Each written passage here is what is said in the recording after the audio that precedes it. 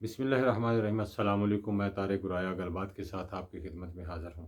آج کی ویڈیو میں دو انتہائی اہم خوشخبریاں ہیں جو آپ کو دینی ہیں، اس لیے ویڈیو کو پورا دیکھیں اور انجوائے کریں اور اپنے ملک کی قسمت میں ناز کریں۔ تو دوستو، پاکستان بہت ہی مشکل وقت سے گزر کر انتہائی سخت کرائسس سے گزرتا ہوا الحمدللہ آج اس پوزیشن میں آ گیا ہے کہ پاکستان کی معیشت علاقے بھر میں نہیں بلکہ پوری دنیا میں ایک ابھرتی ہوئی معیشت کے طور پر سامنے آئی ہے۔ پاکستان کی معیشت کی گروتھ جو ایک وقت میں مائنس میں چلی گئی تھی، آج الحمدللہ وہ 4% پلس 4% پہ گرو کر رہی ہے۔ تو یہ ہسٹری میں، پاکستان کی ہسٹری میں تو کبھی ایسے نہیں ہوا۔ تو میں پڑھ رہا تھا تو نیئر اباؤٹ میں دیکھ رہا تھا کہ کہیں بھی کوئی معیشت ایسی مجھے نظر نہیں آئی کہ جو مائنس میں جا رہی ہو اور ود ان 1 ایئر اتنی گرو کرے کہ +4 پہ چلی جائے۔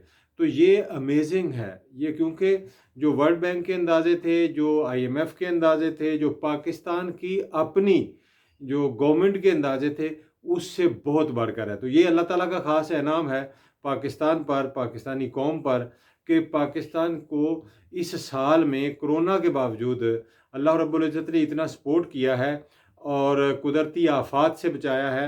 گو پاکستان میں کچھ ایسے مسائل کا سامنا پاکستان کو کرنا پڑا ہے، لیکن اس کے باوجود پاکستان کی ایور بیسٹ جو معیشت میں گروتھ ہے وہ الحمدللہ آئی ہے۔ اچھا، اب اس کے پیچھے وجوہات کیا ہیں؟ حکومت کا عمل دخل بھی، حکومتی فیصلوں کا عمل دخل بھی ہے، لیکن میں سمجھتا ہوں کہ بہت زیادہ عمل دخل اس میں قدرت کا ہے، جس کی وجہ سے، قدرت کے خاص کرم کی وجہ سے پاکستان میں جو ریسنٹ ایئر میں کراپس ہیں، وہ ویٹ کی کراپ ہو یعنی گندم کی کراپ ہو، وہ بمپر کراپ ہوئی ہے، گنے کی کراپ ہو وہ بمپر کراپ ہوئی ہے، مکئی کی کراپ، آلو کی کراپ، یہ فصلیں جو ہیں یہ بہت ہی اچھی پیداوار جو ہے ان کی آئی ہے، اور یہ اللہ تعالیٰ جب قدرت اب مہربان ہوتی ہے تو تبھی ہوتا ہے۔ ادروائز آپ کو پتہ ہے کہ گندم پکی ہو، فصل تیار ہو، کوئی ایسی آسمانی آفت آ جائے یا کوئی بارش نہ ہو، کوئی قحط سالی آ جائے، خشک سالی آ جائے، تو پیداوار بہت کم ہو جاتی ہے۔ لیکن اس سال بارشیں وقت پہ ہوئیں اور پھل اللہ تعالیٰ نے، قدرت نے پھل لگایا اور پاکستانیوں نے وہ پھل پایا۔ تو اس کی یہ معیشت کی بہتری کے حوالے سے جو بات ہو رہی ہے کہ آیا یہ اعداد و شمار کی حد تک ہے یا اس میں کچھ ریئلٹی بھی ہے؟ تو میں ریسنٹلی وزٹ کیا، میں نے اپنے مختلف گاؤں کا، وہاں مختلف لوگوں کو ملا اور بھی مختلف جگہوں پہ گیا ہوں، تو یہ معیشت کا ریفلیکشن مجھے وہاں نظر آیا۔ یعنی اگر ایسے گھر جن کے پاس ایک سائیکل بھی نہیں تھا، اگر تو اب اس گھر میں 2 لوگ ہیں، 3 لوگ ہیں، تو 3 موٹر سائیکلیں کھڑی ہیں۔ ایسے گاؤں جن میں کبھی 1 یا 2 ٹریکٹر ہوا کرتے تھے، اب آلموسٹ 80 سے 90% گھروں کے پاس اپنے ٹریکٹر ہیں۔ وہ لوگ جو کبھی ٹریکٹر کا، یعنی جن کی جو اپنا زمین تھی 1 مربع 25 ایکڑ 40 ایکڑ تک، وہ بڑی مشکل سے ایک ٹریکٹر خریدتے تھے، تو اب وہ یہ کمبائن ہارویسٹر جو کہ 70-80 لاکھ یا 1 کروڑ کے قریب مشین ہے، وہ لینے کا سوچ رہے ہیں۔ تو یہ معیشت کا ریفلیکشن جو ہے، اگر آپ دیہات میں جائیں، یہ جو ہماری زراعت جو کہ 65% ہے ہماری معیشت کا، وہاں آپ کو ریفلیکشن نظر آئے گا کہ واقعی معیشت بہتر ہوئی ہے۔ گاؤں دیہات میں رہنے والے لوگوں کے پاس پیسہ آیا ہے، وہاں پیسہ گیا ہے، اور وہ پیسہ کس طرح گیا ہے؟ وہ پیسہ گیا ہے یہ فصل کے بہتر ریٹ کی صورت میں، بہتر پیداوار کی صورت میں، اور ہم کہہ سکتے ہیں کہ حکومت کے بہتر فیصلوں کی صورت میں۔ اب آگے ہم اس معیشت کو کہاں دیکھ رہے ہیں؟ اس کے علاوہ اور کون کون سے فیکٹر ہیں جس کی وجہ سے یہ معیشت میں بہتری آئی ہے؟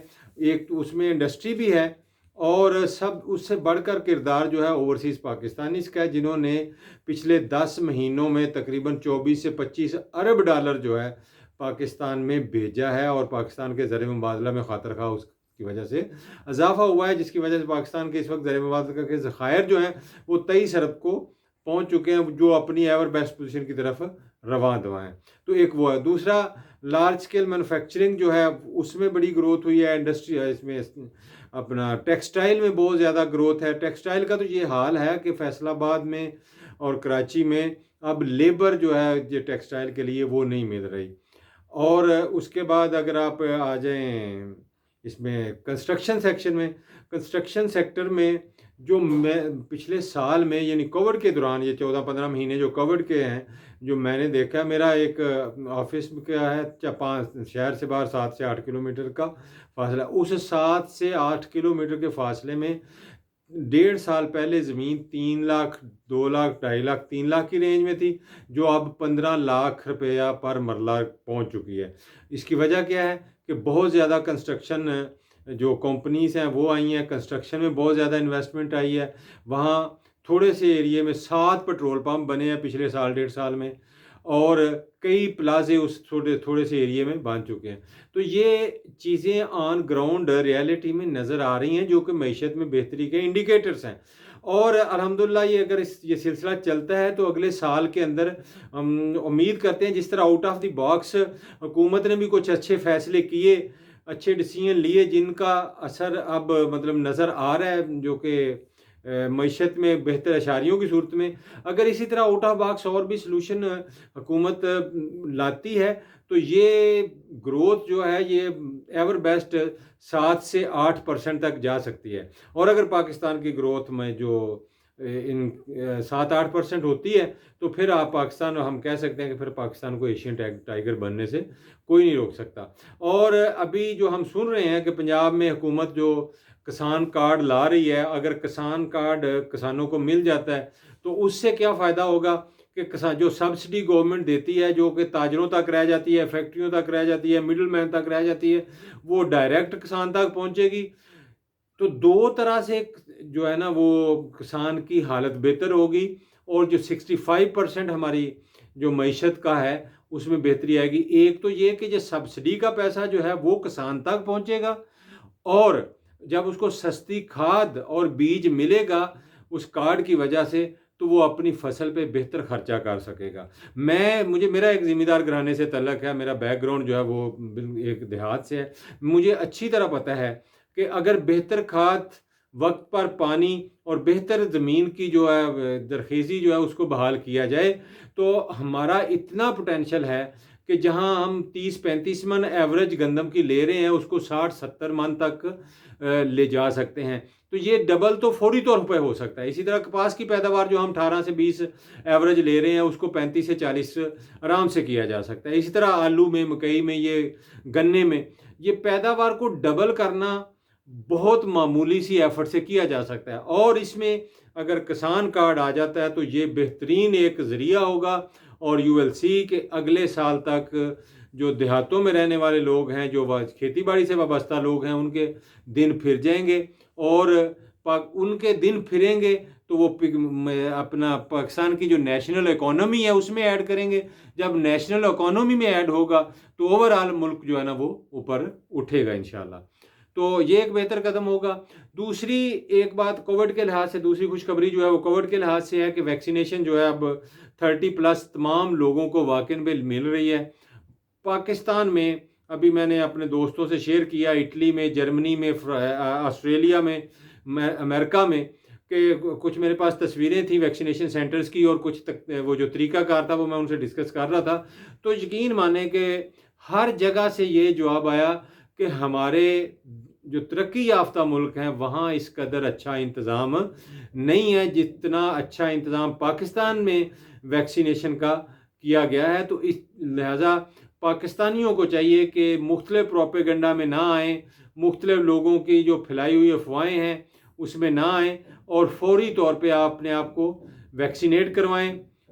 اپنے قریبی سینٹر میں جائیں، طریقہ کار انتہائی آسان ہے، 1166 پہ اپنا آئی ڈی کارڈ سینڈ کریں، اور آپ کسی بھی ویکسینیشن سینٹر پہ چلے جائیں، بہت ہی آپ کو اچھے طریقے سے ریسیو کیا جائے گا۔ آپ کو پروٹوکول کے ساتھ آپ کا جو وائٹلز لیے جائیں گے، آپ کا بی پی شوگر چیک کیا جائے گا، آپ کو ویکسینیٹ کیا جائے گا، اور کہیں بھی آپ کو کوئی پرابلم نہیں ہوگی۔ اس لیے ویکسینیشن سینٹروں پہ جائیں، بہت اچھا ماحول ہے، بلکہ چل ماحول ہے، اے سی چل رہے ہیں، کوئی گرمی نہیں ہے، جگہ جگہ پانی کے جو ہے ڈسپینسر پڑے ہوئے ہیں، पानी पिएँ, यानी एक्स्ट्रा ऑर्डिनरी। मैंने वीडियो सेंड की अपने दोस्तों को बाहर, तो उन्होंने कहा कि ऐसे जो इंतज़ामात हैं अमेरिका में नहीं है, यूरोप में नहीं है, जितने अच्छे इंतज़ामात गवर्नमेंट ने पाकिस्तान में किए हैं। तो ये थ्रू आउट द पाकिस्तान है। फौरी तौर पर आपको अपने आप को वैक्सीनेट करवाएं और कोरोना से अपने आप को महफूज जोन में लेके जाएं। ज़्यादा से ज़्यादा लोग वैक्सीनेट हो जाएंगे तो हम कोरोना जैसी वबा से हमेशा के लिए छुटकारा पा जाएंगे। और अल्हम्दुलिल्लाह इस वक्त भी पाकिस्तान में बहुत अच्छे हालात हैं। पाकिस्तान में मजमूई तौर पर पंजाब में तो इस वक्त 5% से भी कम जो है ना वो रेट आ रहा है इसका, बीमार लोगों की शरह का, जो जिनके कोरोना टेस्ट हो रहे हैं। ओवरऑल पाकिस्तान में भी 7-8% पे है। तो आई होप कि अगर इस तरफ हम तवज्जो दें और जो वैक्सीनेशन का जो गवर्नमेंट ने हमें इंसेंटिव दिया है, देखें अगर आप बाहर से वैक्सीनेशन करवाते हैं, प्राइवेट सेक्टर से करवाते हैं, तो आपका 12 से 15 हज़ार रुपया खर्चा आता है और आपको खज्जल खराब अलहदा होना पड़ता है। तो लिहाजा फौरी तौर पे फैसला करें और वैक्सीनेशन सेंटर पहुंचें। अपने आप को जब वैक्सीनेट करवा लेंगे तो इंशाल्लाह पाकिस्तान एक सेफ जोन में आ जाएगा। जब कोविड से भी हम कोविड को भी कवर कर लेंगे तो देखें कोविड के दौरान अगर पाकिस्तान की मईशत ने 4% से भी ज़्यादा ग्रो किया है तो इंशाल्लाह आई होप कि अगले साल में पाकिस्तान की ये ग्रो करती हुई मईशत 7-8% पे जाएगी, जिससे पाकिस्तान एक खुशहाली के सफ़र पर गामज़न होगा। अल्लाह रब्बुल इज़्ज़त से दुआ है कि अल्लाह रब्बुल इज़्ज़त हमारा हामी नासिर हो। अस्सलामु अलैकुम व रहमतुल्लाहि व बरकातुहू।